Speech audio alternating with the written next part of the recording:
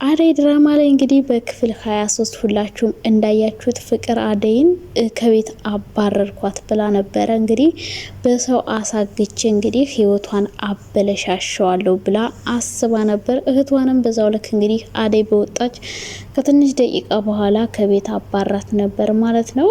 ካባረረቻት በኋላ እንግዲህ ሁሉንም አባረርኩ፣ እሰይ ተገላገልኩ፣ ዳኒን የግሌ ላደርገው ነው ብላ አስባ ነበር። እንግዲህ ሁለቱን ሰዎች ከቤት ያባረረቻቸው እንግዲህ ሊዲያንም ለማባረር እንግዲህ መንገድ ጀምራ ነበረ። ግን ደግሞ አደይን ከቤት ብታባረራትም ራብ እየጨረሳቸው ነበር። የእሷን ጥቅም እንግዲህ በዛው ቅጽበት ገብቷቸዋል ማለት ነው። ይሄ ነገር ግን ፍቅር ሳይሳካላት ቀርቶ አደይ ወደ ቤት በመመለሷ ከባድ ድንጋጤ ውስጥ ገብታለች። የአደይ መመለስ ሳይገርማት ደግሞ የእሷ መመለስ ሲገርማት ወዲያውኑ ደግሞ እንግዲህ የአደይ እህት ብርሃን እንግዲህ ኤላ ቤት ተገኝታለች ማለት ነው። እንደውም ሊዲያ ለእንትና ልደውልላት ነበር ለአደይ።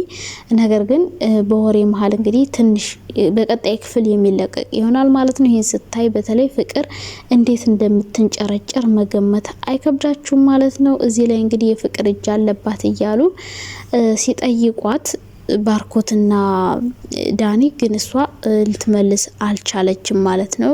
ዴብ ልን ነው እንግዲህ ስማቸው በደንብ አልያዝኩትም። ይሄ አደይ ድራማ እንግዲህ የሚያጠነጥነው አንዲት የቤት ሰራተኛ ቤት ውስጥ ባሉ ጎረምሶችና በሴቶች እኩል ስትሰቃይ ወንዶቹ አፈቀርኩሽ የሚል ተልካሻ ምክንያት፣ ሴቶቹ ደግሞ እሷ ባላት ነገር በመቅናት እንግዲህ ስቃይና መከራዋን ሲያበዙባት ያሳያል ማለት ነው። ይሄ ድራማ እንግዲህ ከጽናት ድራማ ቀጥሎ ምርጥና አሪፍ ድራማ ነው ለኔ ማለት ነው። ከጽናት ከሀረግ ቀጥሎ አደይ ድራማ እንግዲህ አሁን በተለይ በጣም ተወዳጅነትን እያገኘ ነው ማለት ነው። ከጊዜ ወደ ጊዜ በተለይ የማዳም ቆሞች በጣም የሚከተሉት ድራማ ነው። ምክንያቱም የኛን ላይፍ ስታይል የሚያሳይ ስለሆነ። በመጀመሪያ ግን ሰብስክራይብ ካላደረጋችሁ ሰብስክራይብ አድርጎ ሲቀጥል ደግሞ አደይ ድራማ ላይ እንግዲህ በክፍል 23 ሁላችሁም እንዳያችሁት አደይን አሳግታት ነበር ፍቅር ብዙ ሙከራ አድርጋለች አደይን ከዛ ቤት ለማስወጣት፣ ሌላ ፍቅረኛ እንድትይዝ ለማድረግ።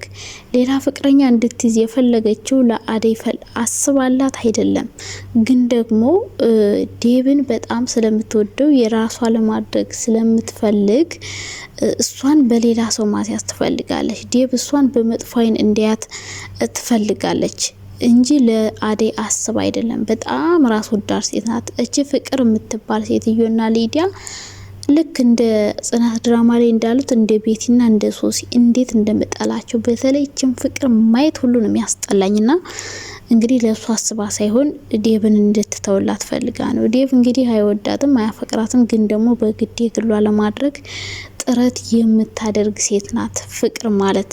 ሊዲያ እንግዲህ ሰሞኑን የመጣውን ኤላን አይታ እንግዲህ ቤቱ ከች እያለች ነው፣ በየደቂቃው እየሄደች ነው። እሱ ግን እንደማይፈልጋትና አይን እየሰጣትም አይደለም። ነገር ግን ሙጭጭ ብላ ልትፋተው አልቻለችም ማለት ነው። በነገራችን ላይ ሴቶች እርስ በርሳችን አንስማማም፣ በጣም ነው የምንቀናነው፣ ቅናታም ነን። ጓደኛችን ስትበልጠን አንወድም። በተለይ አጠገባችን ሁና በሌላ ሰው ስትመረጥ እንደማየት ደማችን የሚያፈላው ነገር የለም። የኛ ትልቁ መጥፎ ባህሪያችን ይሄ ነው ብዬ አስባለሁ። በሌላ በኩል ደግሞ አደይን እንግዲህ ሁለት ጓደኛሞች ወደው እየተሰቃዩ ይገኛሉ ማለት ነው። እዛ ጋር ሌላ የምትወደው አለች የዴብ ጓደኛ። ነገር ግን የምትወደውን ሳይሆን የማትወደውን እየተለማመጠ በየሄደችበት ሲከለፈልፍ ልክ እንደ ሱስ ጫትና ቡና ሱስ እንዳለበት ሰው እንግዲህ ሁለቱ ጎረምሶች አደይ ቤት ውስጥ ከሌለች እንዲሁ ነው የሚጣድፉት። አደይ አደይ አደይ አደይ አደይ በየደቂቃው ነው የሚሉት ማለት ነው። እንግዲህ ይሄ ነገር በጣም ብዙዎቻችን ያስተምረናል ብዬ አስባለሁ። ምክንያቱም ብዙ ሰዎች የማይወደንን ስንከተል የሚወደንን የምናጣ ሰዎች ስላለን ማለት ነው። እንግዲህ አደይ አደይ እያሉ ሁለቱ ጎረምሶች እየተክለፈለፉ ነው። ዴብ እንግዲህ አደይን እንደሚወዳትና እንደሚያፈቅራት ከሷ ጋር መኖርም እንደሚፈልግ ነግሯት ነበር። ነገር ግን እሷ ደግሞ አጠገቧ እንዳይደርስ አስጠንቅቀዋለች። እንደሞ ያደረገችው ፍቅር ተብዬዋ ዴብን ስለምታፈቅረው ከሷ አጠገብ እንድትርቅ ሁሌም ማስጠንቀቂያ እየሰጠቻት ስለነበረ እንግዲህ የሷን ማስጠንቀቂያ በመስማት እንግዲህ ያው ዴብ ካጠገቧ እንዲርቅ እያደረገችው ነው። እሱ ግን ሊርቅላት ስላልቻለ አሁንም ብዙ ችግሮች እየተፈጠሩ ነው። ፍቅር ዴብና አደይን ካየቻቸው አደይን ስቃዩን ስታበዘው ነው የምትውለው ማለት ነው።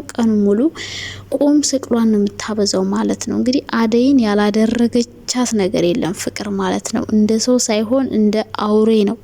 በርበሬ ታጥናታለች፣ ቃሪያ ደረቅ ቃሪያ ታበላታለች። አሁን ደግሞ አሳግታ ልታስደፍራት የነበረች ሴት ናት። ሴት ሁነን እንግዲህ በሴት ላይ ምን ያክል ጭካኔ እንደምናደርግ እዚህ ድራማ ላይ ማወቅ ትችላላችሁ ማለት ነው።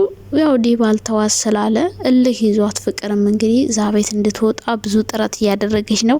ለማስወጣትም ሞክራ ነበር፣ ግን ደግሞ ሳይሳካላት ወደ ቤት ስለተመለሰች አይኗ ደም መስሏል። በጣም ተናዳለች። እንግዲህ ቀጣይ እንግዲህ ብዙ ነገሮች ይፈጠራሉ ብዬ አስባለሁ። ባርኮት እንግዲህ አደይን በጣም ይወዳታል፣ ግን ደግሞ መናገር በጣም ይፈራል። ሲቀጥል ደግሞ የራሱ ጓደኛ እንደሚወዳትና እርዳኝ የኔ እንድትሆን አግዘኝ እያለው ነበር። እንግዲህ አስቡት፣ የምትወዱትን ሰው ለጓደኞቻችሁ ማመቻቸት ማለት በጣም ከባድ ነው። እንግዲህ እንደማይችል ነግሮታል። ነገር ግን እንደማትፈልገው ስለነገረችው ደግሞ ባርኮት ደስ ብሎታል ማለት ነው። ምክንያቱም ዴብን ካልወደደችው እኔ ጋር የመሆን እድል አላት እያለ ነበር ለውስጡ እየነገረው የነበረ። እንግዲህ ዴብ ሊነግራት ሁሌ ይፈራል።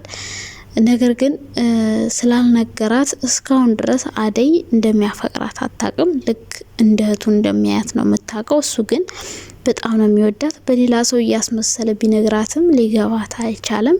ቢገባትም ያው እንዳልገባት ሆና ነው የምታልፈው። እኔ ግራ የገባኝ አሁን ደግሞ ይሄኛው ኤላ ተብዬው አደይን አሁንም እንዳያፈቅራት ብዬ ነው የሰገውት። ምክንያቱም በተለየ መልኩ ነው እያያት ያለው። አያችሁ፣ ስነ ስርዓት ሲኖራችሁ ሰውን ስታከብሩ ሁሉም ሰው ነው የሚወዳችሁ።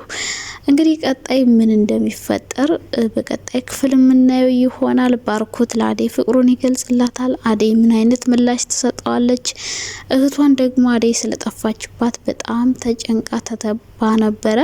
እህቷንም ታገኛለች ማለት ነው። ምክንያቱም ጠፍታለች ብላሷ በጣም ጭንቋት ነበር። ነገር ግን ኤላ ቤት ናት ማለት ነው። በሆነ አጋጣሚም ኤላ ቤት ስትሄድ ልታገኛት ትችላለች ማለት ነው። እንግዲህ አደይ ዛ ቤት ስትመለስ ደግሞ ፍቅር ያው ኤላ ቤት ሂጅ ማለቱ አይቀርም። ምክንያቱም ኤላ ጋር ፍቅረኛሞች እንዲሆኑ ትፈልጋለች። ሰው እዛ ቤት ስትሄድ ደግሞ አደይ እህቷን ታገኛታለች ማለት ነው።